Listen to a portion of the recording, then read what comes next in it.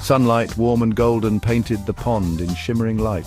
Lily pads like emerald stepping stones dotted the water's surface. The air hummed with the drone of dragonflies and the chirping of unseen crickets. She knelt by the water's edge, auburn braids framing a face touched with youthful wonder. Her name was Alara, and this was her haven, her sanctuary from the world's harsh edges. A gentle smile curved her lips as the ducklings, a flurry of yellow fluff, waddled towards her, their tiny chirps like music to her ears. She scattered handfuls of grain, their little beaks pecking eagerly at her offering. A shadow fell across the sun-drenched grass, a stark contrast to the idyllic scene. He emerged from the tree line, a silhouette framed against the dying light. His smile was a gash in the pale expanse of his face, a chilling counterpoint to the warmth radiating from Alara and her charges. His eyes, dark and fathomless, held a glint of something cold and calculating. He moved with a languid grace that belied a hidden strength, his gaze never leaving Alara, drinking in her innocence, her vulnerability. The air, once alive with the sounds of nature's orchestra, seemed to still at his approach, holding its breath as if in anticipation of something sinister.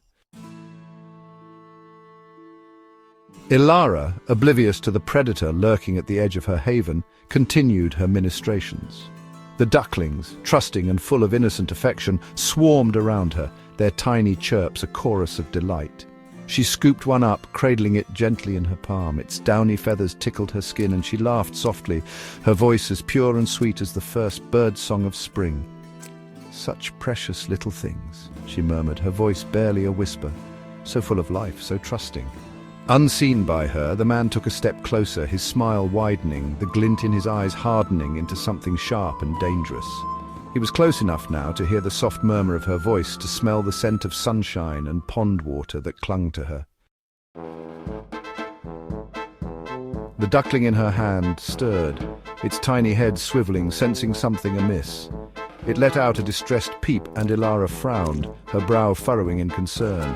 "What is it, little one?" she whispered, looking around, trying to discern the source of the duckling's unease. And then she saw him. He stood just beyond the ring of sunlight, shrouded in shadow, his smile a grotesque parody of warmth. The dying sun glinted off his eyes, turning them into twin points of cold, malevolent fire.